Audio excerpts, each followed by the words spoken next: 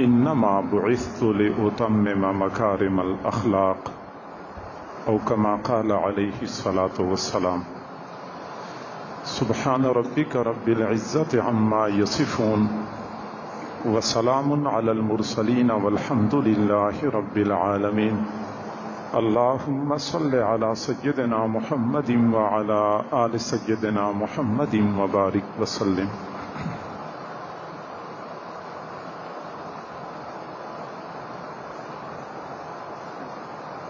اللہ رب العزت نے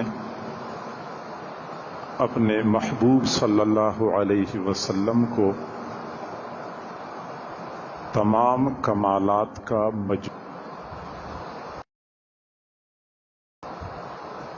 ان تمام شخصیات کی زندگیوں کا مطالعہ کریں تو وہ زندگی کے ایک پہلو کے اعتبار سے تو بڑے باکمال نظر آتے ہیں، لیکن انہی شخصیات کی زندگی کے دوسرے پہلو میں عیوب اور خامیاں موجود ہوتی ہیں۔ چنانچہ ہم دیکھتے ہیں کہ بہت ساری شخصیات ایسی گزری ہیں کہ جب وہ مسند درس پہ بیٹھ گئے تو اپنی قابلیت کے جھنڈے گاڑ دیے، لیکن جب میدان خطابت میں آئے تو کوئی کامیاب خطیب نہ بن سکے۔ کتنی ایسی شخصیات تاریخ میں گزری ہیں کہ جب وہ لکھنے بیٹھ گئے تو اتنے کامیاب لکھاری، اتنے اعلی پائے کے مصنف کہ ان کی تحریر کو دیکھ کر لوگ انگشت بدندان رہ جاتے ہیں، لیکن 10 بندوں کے سامنے اپنے ما فی الضمیر کا اظہار کرنا ان کے لیے مشکل ہو جاتا ہے۔ انسانی تاریخ میں کتنے ایسے جرنیل گزرے ہیں کہ جب انہوں نے دشمنوں کے ملک کا رخ کیا تو شہروں کے شہر فتح کر لیے، لیکن جب وہی جرنیل ایوان اقتدار میں آئے تو ناکام حکمران ثابت ہو گئے۔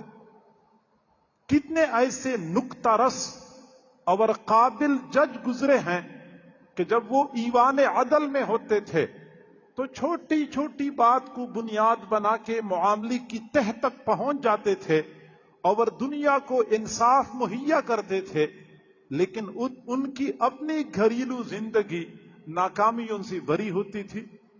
کتنے ایسے لوگ دنیا میں موجود ہیں جو سیاست میں تو بڑے اعلیٰ پائے کے سیاستدان بن گئے، لیکن معیشت کے الف با سے بھی واقف نہیں ہوتے۔ کتنے ایسے معزز بزرگ حضرات ہیں کہ ان کا بڑھاپا تو بہت معصوم ہوتا ہے، لیکن جوانی بہت داغدار ہوتی ہے۔ کتنے ایسے لوگ موجود ہیں جن کی سیرت تو بہت اعلیٰ پائی کی، لیکن صورت اچھی نہیں ہے۔ کتنے ایسے ہیں کہ صورت میں تو بے مثل اور بے مثال ہوتے ہیں، لیکن سیرت اور اخلاق کے اعتبار سے بہت کمی پائی جاتی ہے۔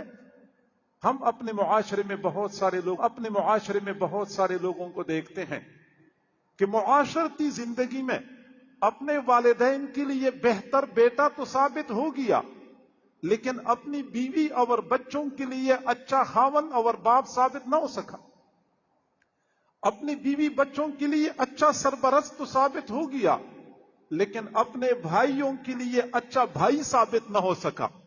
ایک طرف سے دیکھتے ہیں تو کمال ہی کمال ہے، دوسری جانب سے دیکھتے ہیں تو خامی ہی خامی ہے۔ اس پوری دنیا میں واحد شخصیت میرے محبوب صلی اللہ علیہ وسلم کی ہے۔ آپ ان کی زندگی کے کسی بھی گوشے پر خوردبین فٹ کر دیں، آپ کو کمال ہی کمال نظر آئے گا۔ خامی نام کے لیے کوئی چیز میرے محبوب کی زندگی میں موجود نہیں ہے۔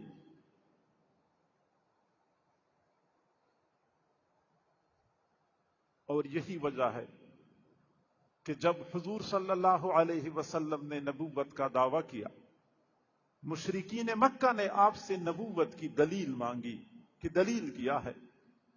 حضور صلی اللہ علیہ وسلم اگر چاند کو اشارہ کر دیتے چاند 2 ٹکڑے ہو جاتا، یہ دلیل ہوتی، لیکن آپ نے اس وقت یہ دلیل پیش نہیں فرمائی۔ وہ چاند کے 2 ٹکڑے ہونے کا معجزہ بعد میں نمودار ہوا تھا۔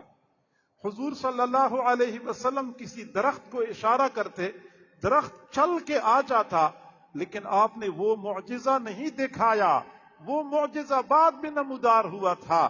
آپ کسی پتھر کو اشارہ فرماتے، پتھر بھی کلمہ پڑھ لیتا، وہ معجزہ بھی آپ نے بعد میں دکھایا تھا۔ شروع میں جب مشرکین مکہ نے آپ صلی اللہ علیہ وسلم سے آپ کی نبوت کے بارے میں دلیل مانگی تو حضور صلی اللہ علیہ وسلم نے خارجی معجزات نہیں دکھائے، بلکہ آپ صلی اللہ علیہ وسلم نے نبوت کی دلیل کے طور پہ اپنی ذات کو پیش فرمایا تھا۔ فَقَدْ لَبِثْتُ فِيكُمْ عُمَرًا مِّن قَبْلِهِ أَفَلَا تَعْقِلُونَ، میں نے تمہاری درمیان اپنی زندگی گزاری ہے، تم نہیں سمجھتے؟ میری نبوت کی سب سے بڑی دلیل میری اپنی ذات ہے، میرا بچپن، میرا لڑکپن، میری جوانی تمہاری درمیان گزری ہے۔ اگر آپ لوگوں کو میری زندگی میں کوئی عیب نظر آتا ہے تو بتا دو، اور اگر میری ذات میں ایک بال کے برابر بھی عیب نہیں ہے تو ایسی بے عیب زندگی ایک نبی کی ہو سکتی ہے۔ حضور صلی اللہ علیہ وسلم نے اپنی ذات کو بطور دلیل کے پیش کیا تھا، میری اپنی ذات دلیل ہے۔ با کمال شخصیت، ہر پہلو، ہر جہت سے آپ صلی اللہ علیہ وسلم کی زندگی کمال ہی کمال، خامی نام کے لیے کوئی چیز میرے محبوب کی ذات میں موجود نہیں تھی۔ اب حق بنتا ہے کہ ہم حضور صلی اللہ علیہ وسلم کی سیرت، آپ کے محامد اور محاسن سے اپنے آپ کو آراستہ و پیراستہ کرنے کی کوشش کریں، کیونکہ رسول اللہ صلی اللہ علیہ وسلم کی بعثت کا مقصد ہی یہی تھا کہ لوگ ان کی پیروی کریں۔ وما ارسلنا من رسول الا لیطاع باذن اللہ، ہم نے کسی رسول کو نہیں بھیجا مگر اس لیے بھیجا ہے کہ ان کی اطاعت کی جائے۔ تو ہم حضور صلی اللہ علیہ وسلم کے محامد، آپ کے محاسن، آپ کے کمالات اور خوبیوں سے اپنے آپ کو مزین کر لیں۔ اور چونکہ آپ صلی اللہ علیہ وسلم کے کمالات اور خوبیاں ہمہ جہت ہیں، تمام تر خوبیوں کو ایک ہی نشست میں بیان تو نہیں کیا جا سکتا، لیکن میں اتنی سی بات عرض کرتا ہوں کہ آپ صلی اللہ علیہ وسلم کے اخلاق عظیمہ کے پہلو کو مد نظر رکھنا چاہیے۔ اور اس وقت ہمارے معاشرے میں حضور صلی اللہ علیہ وسلم کی تمام تعلیمات کو اپنانے کی ضرورت ہے، لیکن سب سے زیادہ ضرورت اس بات کی ہے کہ ہم آپ علیہ الصلاۃ والسلام کے اخلاق عظیمہ سے اپنے آپ کو متصف کر دیں، کیونکہ ہمارے معاشرے میں نمازی کم ہیں، بے نمازی زیادہ ہیں، لیکن تناسب پھر بھی قدر بہتر ہے۔ روزہ رکھنے والے تھوڑے ہیں، روزہ نہ رکھنے والے زیادہ ہیں، تناسب پھر بھی قدر بہتر ہے۔ حج کرنے والے تھوڑے ہیں، نہ کرنے والے زیادہ ہیں، تناسب پھر بھی قدر بہتر ہے۔ لیکن میرے بھائیوں، حضور صلی اللہ علیہ وسلم کے اخلاق عظیمہ سے آراستہ و پیراستہ لوگ تھوڑے ہیں اور اخلاق سے عاری لوگ زیادہ ہیں، اور تناسب انتہائی حد تک ناگفتبے ہے۔ میں معذرت کے ساتھ عرض کرتا ہوں کہ اگر قیامت کے دن اعلان ہو جائے کہ نمازیں پڑھنے والے حضرات کھڑے ہو جائیں تو ہم جیسے بہت سارے نمازی کھڑے ہو جائیں گے۔ اچھا، روزہ رکھنے والے کھڑے ہو جائیں تو ہم جیسے بہت سارے روزے دار کھڑے ہو جائیں گے۔ اگر اعلان ہو جائے کہ حج کرنے والے حضرات کھڑے ہو جائیں تو ہم جیسے بہت سارے حضرات حاجیوں کی فہرست میں کھڑے ہو جائیں گے۔ اور اگر اعلان ہو جائے کہ داڑھی والے، جبے والے، پگڑی والے کھڑے ہو جائیں تو ہم جیسے بہت سارے داڑھی والے جبے والے کھڑے ہو جائیں گے، لیکن اگر اعلان ہو گیا کہ اچھے اخلاق والے کھڑے ہو جائیں تو ہم جیسے بہت ساروں کے سر نیچے کو جھک جائیں گے، وہ کھڑے ہونے کے قابل نہیں ہوں گے، کیونکہ ہمیں اپنے معاشرے میں کھلی آنکھوں سے نظر آتا ہے کہ داڑھی والے، جبے والے، پگڑی والے امام کے بالکل پیچھے 5 وقت نماز تکبیر اولیٰ کے ساتھ باقاعدگی سے ادا کرنے والے بے شمار حضرات ایسے موجود ہیں کہ اخلاقی حالت بالکل ناگفتوے ہے۔ حاجی صاحب ہیں، بڑے نیک ہیں، ہر سال عمرہ بھی کرتے ہیں اور تلاوت بھی اہتمام سے کرتے ہیں، لیکن اگر اس کے اخلاق کے بارے میں ان کے گھر والوں سے پوچھا جائے تو وہ کہتے ہیں نہ پوچھو حاجی صاحب کے اخلاق کیسے ہیں۔ ان کے دوست و احباب سے پوچھا جائے وہ بیچارے توبہ استغفار کرتے ہوئے نظر آتے ہیں۔ تو ہمیں چاہیے کہ ہم حضور صلی اللہ علیہ وسلم کی تعلیمات کے ہر پہلو سے اپنے آپ کو مزین کر لیں، خاص طور پہ رسول اللہ کے اخلاق عظیمہ کو اپنانے کی ضرورت سب سے زیادہ ہے۔ اور یہ بات یاد رکھیں کہ ہمارے محبوب صلی اللہ علیہ وسلم نے اچھے اخلاق کی تعلیم، تربیت اور اچھے اخلاق کو اپنانا اتنا ضروری قرار دیا ہے کہ آپ صلی اللہ علیہ وسلم نے فرمایا انما بعثت لاتمم مکارم الاخلاق، مجھے تو صرف اور صرف اخلاق عالیہ کی تعلیم و تکمیل کے لیے دنیا میں بھیجا گیا ہے۔ میری تو زندگی کا مقصد ہی یہی ہے کہ لوگوں کو اچھے اخلاق سکھا دوں۔ اور صرف یہ نہیں کہ آپ صلی اللہ علیہ وسلم لوگوں کو اچھے اخلاق سکھانے والے تھے، بلکہ اس سے پہلے اللہ نے آپ صلی اللہ علیہ وسلم کو اخلاق عظیمہ کے بلند مرتبے پر فائز فرمایا تھا۔ اللہ رب العزت نے آپ کے اخلاق عظیمہ کی گواہی دی، وَإِنَّكَ لَعَلَىٰ خُلُقٍ عَظِيمٍ، آپ تو اخلاق عظیمہ کے بلند مرتبے پر فائز ہیں۔ حضرت عائشہ صدیقہ رضی اللہ تعالی عنہا گواہی دیتی ہیں، فرماتی ہیں کان النبی صلی اللہ علیہ وسلم احسن الناس خلقا، حضور صلی اللہ علیہ وسلم سارے لوگوں میں سب سے زیادہ بہتر اخلاق والے تھے۔ وَكَانَ لَا يَدْعُوهُ أَحَدٌ مِّنْ أَهْلِ بَيْتِهِ وَلَا أَصْحَابِهِ إِلَّا قَالَ لَبَّيْكَ، حضور صلی اللہ علیہ وسلم کو گھر کے افراد میں سے کوئی بندہ بلاتا تھا یا صحابہ میں سے کوئی بندہ رسول اللہ کو پکارتا تھا، الا قال لبیک، حضور لبیک فرماتے تھے، ہر کسی کو لبیک فرماتے تھے۔ آج ہمارے ہاں چھوٹے اپنے بڑوں کو لبیک تو کہتے ہیں، لیکن بڑے اپنے چھوٹوں کو لبیک کہنا اپنی شان کے خلاف سمجھتے ہیں۔ حضور صلی اللہ علیہ وسلم ہر کسی کو لبیک فرماتے تھے۔ حضرت عائشہ صدیقہ فرماتی ہیں فَلِذَلِكَ أَنزَلَ اللَّهُ تَعَالَى وَإِنَّكَ لَعَلَىٰ خُلُقٍ عَظِيمٍ، اس وجہ سے اللہ تعالیٰ نے پھر یہ آیت نازل فرمائی کہ آپ اخلاق عظیمہ کے بلند مرتبے پر فائز ہیں۔ اور صرف یہ نہیں کہ آپ انہی اخلاق عظیمہ پر مطمئن تھے اور مزید اخلاق میں بہتری نہیں چاہتے تھے، نہیں، بلکہ مزید دعائیں مانگا کرتے تھے کہ میرے اخلاق اور زیادہ بہتر ہو جائیں۔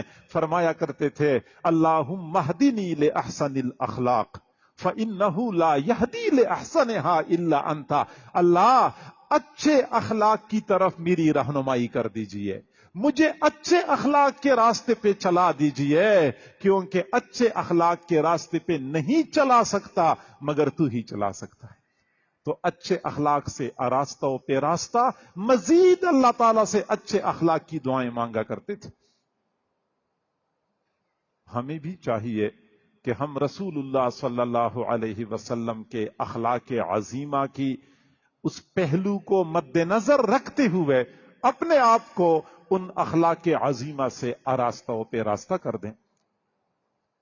حضور صلی اللہ علیہ وسلم کے تمام تر اخلاق کو 3 بڑے حصوں میں تقسیم کیا جا سکتا ہے۔ اب توجہ فرمائیں گے تو بات سمجھ میں آ جائے گی۔ پہلا حصہ کف الناس عن اذاہ، دوسرا حصہ الاحسان الی الناس، تیسرا حصہ الصبر علی آذاہم۔ اخلاق عظیمہ کا پہلا درجہ یہ ہے کہ بندہ لوگوں کو اپنی طرف سے شر اور برائی سے بچائے، لوگوں کو تکلیف نہ پہنچائے۔ حضور صلی اللہ علیہ وسلم کی مبارک زندگی ایسی تھی، پوری زندگی کبھی اپنی زبان سے، اپنے ہاتھ سے کسی کو تکلیف نہیں پہنچائی۔ حضرت عائشہ صدیقہ رضی اللہ تعالی عنہا فرماتی ہیں کہ آپ صلی اللہ علیہ وسلم رات کے وقت نماز کے لیے اٹھتے تھے، ایسے آرام سے اٹھتے تھے کہ دروازہ کھولنا، دروازہ بند کرنا، کسی بندے کو میری وجہ سے تکلیف نہ پہنچے اور میرے آنے جانے کی وجہ سے کسی کی نیند میں خلل نہ پڑے۔ تکلیف نہیں پہنچاتے تھے۔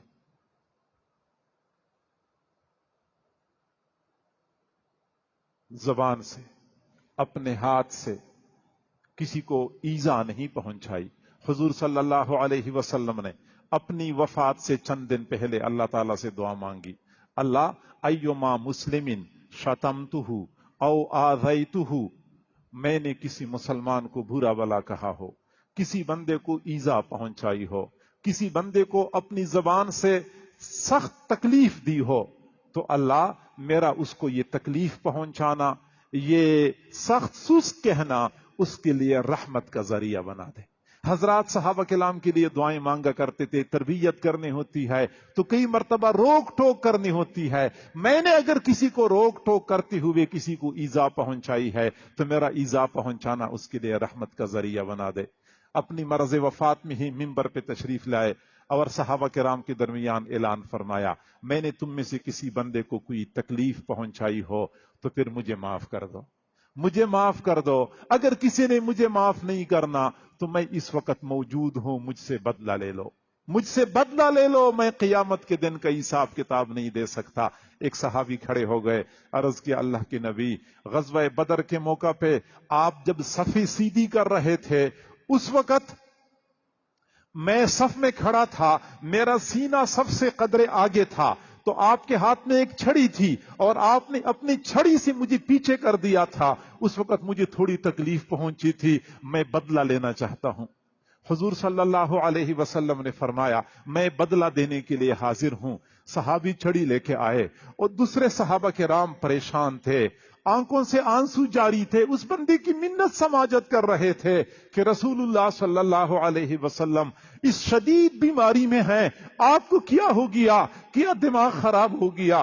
رسول اللہ صلی اللہ علیہ وسلم سے بدلہ لینے کے چکر میں ہیں، ہم حاضر ہیں، رسول اللہ کی بجائے ہم سے بدلہ لے لو، ہمارے سینے حاضر ہیں۔ وہ کہنے لگا نہیں، میں نے رسول اللہ صلی اللہ علیہ وسلم سے بدلہ لینا ہے۔ چھڑی ہاتھ میں تھی، قریب آیا، پھر حضور صلی اللہ علیہ وسلم سے عرض کیا اللہ کے نبی، جس وقت آپ نے میرے سینے میں چھڑی چبوئی تھی اس وقت آپ میرے سینے کے اوپر کوئی کپڑا نہیں تھا، کوئی چادر نہیں تھی، کوئی قمیض نہیں تھی، اور آپ کی سینے پر تو اس وقت کپڑا موجود ہے۔ اس طرح کامل بدلہ نہیں ہو سکتا، کامل بدلہ تب ہوگا جب آپ کی سینے پر کپڑا نہ ہو۔ چنانچہ حضور صلی اللہ علیہ وسلم نے اپنا کپڑا بھی ہٹا لیا، اب لے لو اور بدلے لینے کے لیے آگے آ جاؤ۔ تو صحابی آگے بڑھے اور حضور صلی اللہ علیہ وسلم کی مبارک سینے کے ساتھ چمٹ گئے اور عرض کیا کہ اللہ کے نبی، یہ میری زندگی کی تمنا تھی کہ ایک مرتبہ آپ کی مبارک سینے کے ساتھ بغیر حائل کے میں اپنا سینہ لگا لوں، شاید اس طریقے سے میرے سینے پر جہنم کی آگ حرام ہو جائے۔ بہرحال حضور صلی اللہ علیہ وسلم نے کبھی پوری زندگی کسی کو ایذا نہیں پہنچائی۔ یہ آپ کے اخلاق عظیمہ کا پہلا درجہ۔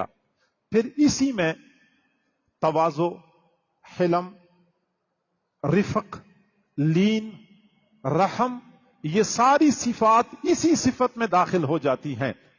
پھر دوسرا درجہ یہ ہے الاحسان الی الناس، لوگوں کے ساتھ احسان اور بھلائی کرنا، حضور صلی اللہ علیہ وسلم نے زندگی گزاری لوگوں کے ساتھ احسان اور بھلائی کرتے ہوئے، مادی نعمتوں کے ذریعے لوگوں کے ساتھ احسان کیا کرتے تھے۔ کان النبی صلی اللہ علیہ وسلم اجود الناس، حضور صلی اللہ علیہ وسلم سب سے زیادہ سخی تھے لوگوں میں۔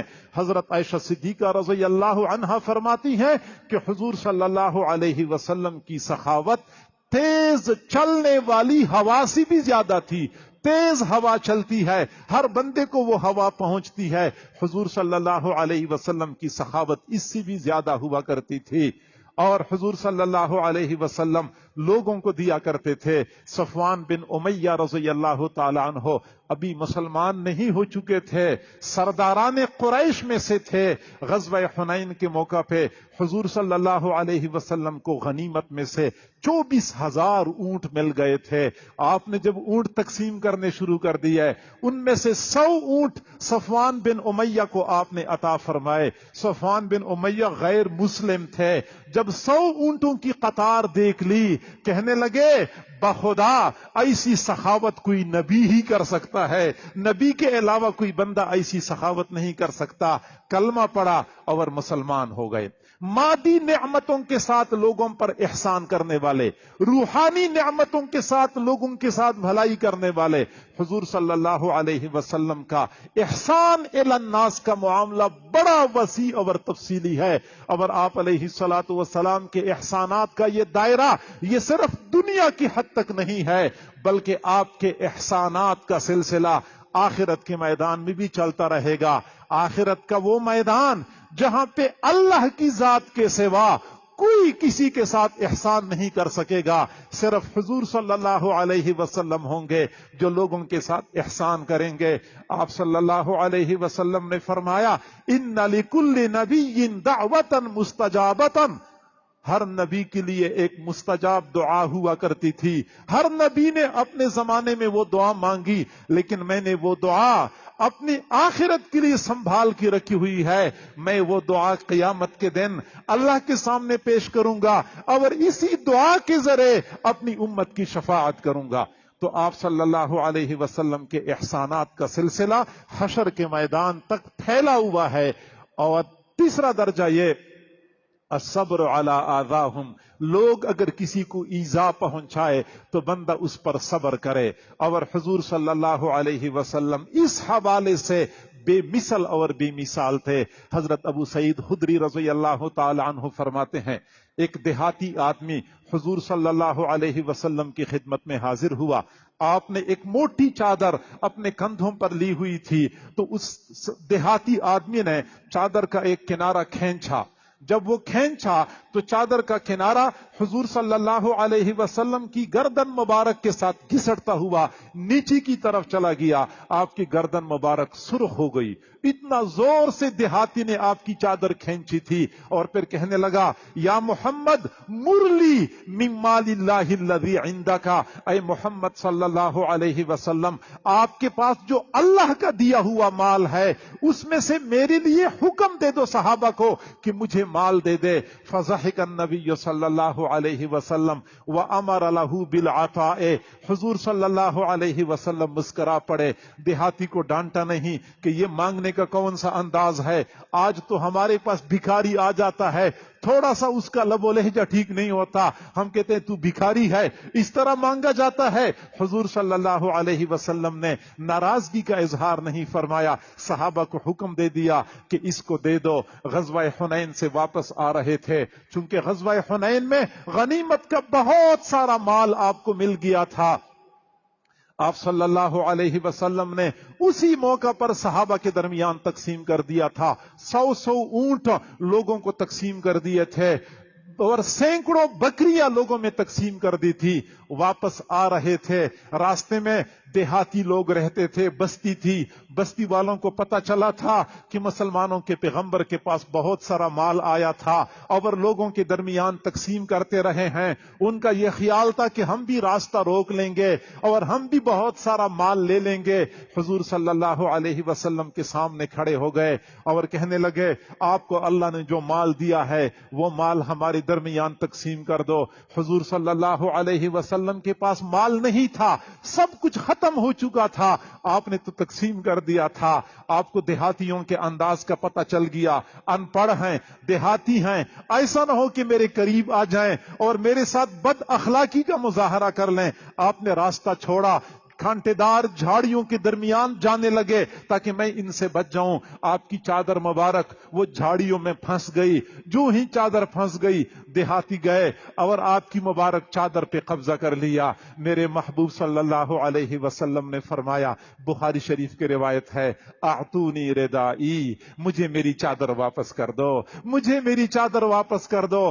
قسم ہے اس پروردگار کی جس کے قبضہ قدرت میں میری جان ہے، اگر میرے پاس ان جھاڑیوں کے برابر جانور ہوتے، میں وہ جانور تمہارے درمیان تقسیم کر دیتا، پھر تم مجھے بخیل نہ پاتے، تم مجھے بزدل نہ پاتے، لیکن میں کیا کروں، میں نے تو سارے اموال لوگوں کے درمیان تقسیم کر دیے ہیں۔ لوگوں کی ایذا پہ صبر کرنے والے تھے۔ اور آپ اندازہ لگائیں کہ حضور صلی اللہ علیہ وسلم کی زوجہ حضرت عائشہ صدیقہ رضی اللہ تعالی عنہا، طاہرہ مطہرہ سیدہ کائنات پر جب الزام لگایا گیا، اس الزام لگانے میں عبداللہ بن ابی رئیس المنافقین پیش تھا۔ حضور صلی اللہ علیہ وسلم کو بہت تکلیف پہنچی تھی اس واقعے سے، حضرت عائشہ صدیقہ رضی اللہ عنہا کو بہت ایذا پہنچی تھی۔ اور سچی بات یہ ہے کہ بندہ صرف اس طرح واقعہ بیان کر سکتا ہے، اللہ تعالیٰ بندے کی حفاظت فرمائے۔ اس طرح حالات کسی پر آ جائیں یقیناً بندے کے لیے ناقابل برداشت ہوتے ہیں۔ حضور صلی اللہ علیہ وسلم نے سب کچھ برداشت کر لیا، یہاں تک کہ عبداللہ بن ابی جب مردار ہو رہا تھا، عبداللہ بن ابی کے بیٹے عبداللہ بن عبداللہ وہ مخلص صحابی تھے، حضور صلی اللہ علیہ وسلم کی خدمت میں حاضر ہوئے، عرض کیا، اللہ کے نبی، آپ کو تو پتا ہے کہ میرا والد کیسے آدمی تھا، میرا والد مر رہا ہے، اللہ کے نبی میں 2 درخواستیں لے کے آیا ہوں۔ ایک تو یہ کہ اپنا کرتا مجھے عنایت فرمائیں کہ میں اپنے والد کو کفن کے طور پہ پہنا دوں، میں اس بات کی امید ہوں کہ آپ کی اس کرتے کی والد کو عذاب خداوندی سے نجات مل جائے گی یا کم از کم تخفیف ہو جائے گی۔ اور میری دوسری درخواست یہ ہے کہ میرے والد کا جنازہ آپ پڑھا دیں، ممکن ہے کہ اس طریقے سے میرے والد کے عذاب میں تخفیف ہو جائے۔ حضور صلی اللہ علیہ وسلم نے اسی وقت اپنا مبارک کرتا عنایت فرمایا کہ یہ لے جاؤ اور اپنے والد کو کفن کے طور پہ پہنا دو، جب جنازہ تیار ہو جائے تو مجھے بلا لو، میں آ کے جنازہ پڑھا دوں گا۔ چنانچہ عبداللہ بن ابی کا جنازہ تیار ہو گیا، حضور صلی اللہ علیہ وسلم کو اطلاع مل گئی، آپ صلی اللہ علیہ وسلم جنازہ پڑھانے کے لیے آگے بڑھے۔ حضرت عمر رضی اللہ تعالی عنہ فرماتے ہیں کہ مجھ سے برداشت نہ ہوا کہ حضور صلی اللہ علیہ وسلم عبداللہ بن ابی کا جنازہ پڑھائیں گے جنہوں نے ہماری اماں عائشہ صدیقہ پر تہمت لگائی تھی۔ حضرت عمر برداشت نہ کر سکے، فرماتے ہیں کہ میں نے حضور صلی اللہ علیہ وسلم کا دامن پکڑ لیا، میں نے کہا، اللہ کی نبی کہاں جا رہے ہیں؟ فرمایا، عبداللہ بن ابی کا جنازہ پڑھانے کے لیے جا رہا ہوں۔ میں نے عرض کیا، اللہ کی نبی آپ کو معلوم نہیں ہے کہ عبداللہ بن ابی کون تھا؟ اس نے فلاں دن یہ بات کی تھی، فلاں دن یہ بات کی تھی، ان کی شرارتیں تو سارے لوگوں کو معلوم ہیں، آپ عبداللہ بن ابی کا جنازہ کیسے پڑھاتے ہیں؟ فرمایا کہ عمر، میں نے عبداللہ بن ابی کا جنازہ پڑھانا ہے۔ میں نے عرض کیا، اللہ کے نبی آپ عبداللہ بن ابی کا جنازہ کیوں پڑھاتے ہیں جبکہ اللہ نے خود فرمایا ہے، سواء علیہم استغفرت لہم ام لم تستغفر لہم لن یغفر اللہ لہم، اگر آپ ان کے لیے مغفرت مانگیں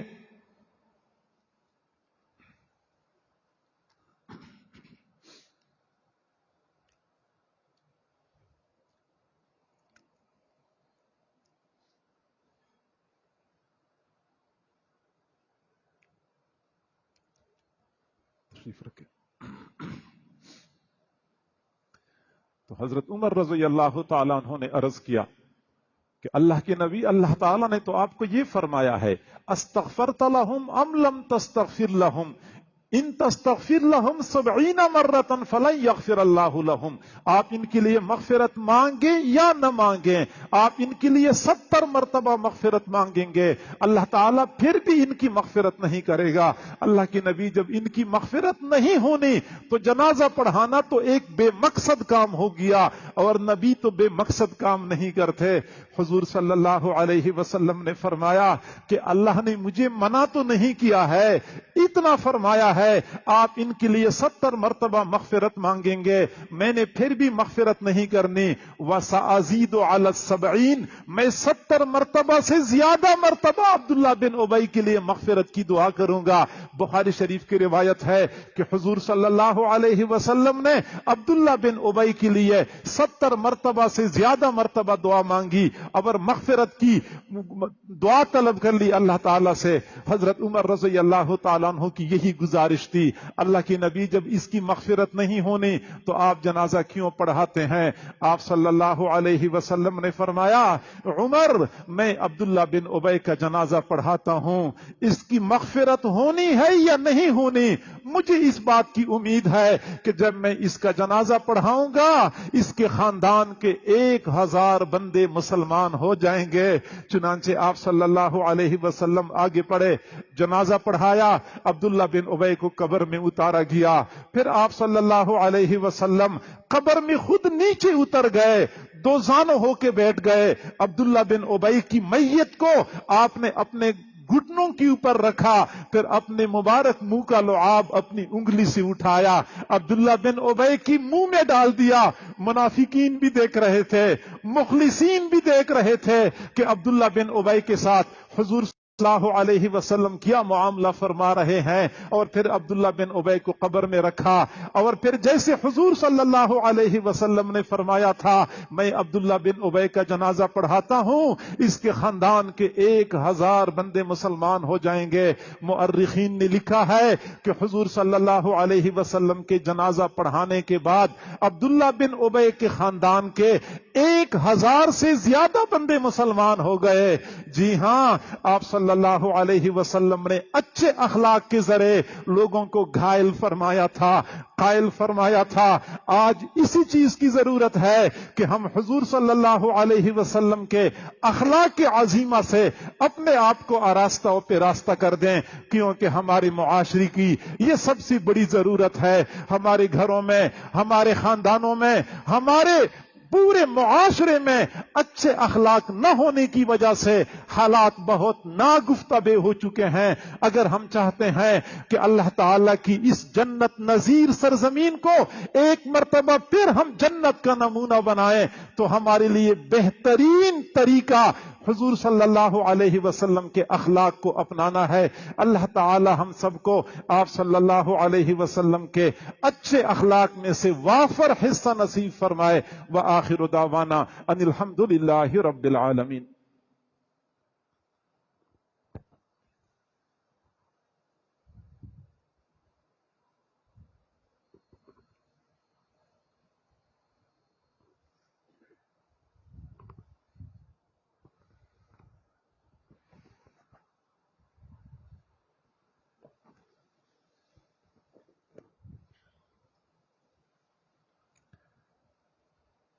بہت سارے احباب دور قریب سے بیعت کی نیت سے آئے ہیں، تو یہ آج اس بیعت کے کلمات پڑھائے گا،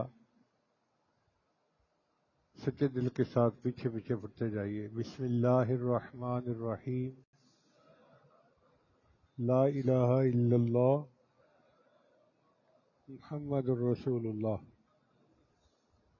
آمنت باللہ و ملائکتہ و کتبہ و رسلہ والیوم الآخر والقدر خیرہ و شرہ من اللہ تعالی والبعث بعد الموت، آمنت باللہ کما ہوا باسمائہ و صفاتہ وقبلت जमीया अहकामिही इकरारम बिल्लिसान व तस्दीकुम बिलक़ल्ब अशहदु अल्ला इलाहा इल्लल्लाहु व अशहदु अन्ना मुहम्मदन अब्दुहु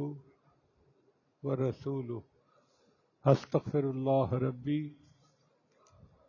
मिन कुल्लि ज़ंबिन व अतूबु इलैहि बिरहमतिका या अरहमर राहिमीन। इन कलिमात को पढ़ने से हम तौबा ताइब हो चुके हैं। चंद मामूलात हैं जिनको बाकायदगी से करेंगे तो अल्लाह ताला दिल को मुनव्वर करेंगे। उनमें पहला अमल है 100 मरतबा इस्तिग़फ़ार सुबह शाम पढ़ना। अस्तग़फिरुल्लाह रब्बी मिन कुल्लि ज़ंबिन व अतूबु इलैहि। दूसरा है 100 मरतबा दुरूद शरीफ सुबह शाम पढ़ना। अल्लाहुम्मा सल्लि अला सय्यिदिना मुहम्मदिन व अला आलि सय्यिदिना मुहम्मदिन व बारिक व सल्लिम। तीसरा है कुरान मजीद की तिलावत रोजाना करना। एक पारा पढ़ें, आधा पारा पढ़ें, एक रुकू पढ़ें, मगर पढ़ें जरूर। चौथा है चलते फिरते हर वक्त दिल में अल्लाह को याद करना। दस्त बकार दिल बयार, हाथ काम काज में मसरूफ, दिल अल्लाह ताला की याद में मसरूफ। और पांचवा है मुराकबा करना। मुराकबा जो है वो तमाम मामूलात का लुब्बे लुबाब और निचोड़ है। तरीका बहुत आसान है। जब नमाज पढ़ के फारिग हो सुबह शाम तो थोड़ी देर के लिए अल्लाह से लौ लगा के बैठें, आंखें बंद कर लें कि अल्लाह की रहमत आ रही है, मेरे दिल में सिमा रही है, मेरे दिल की जुल्मत और स्याही दूर हो रही है और मेरा दिल अल्लाह अल्लाह अल्लाह अल्लाह बोल रहा है, मैं सुन रहा हूँ। ज़बान से पढ़ना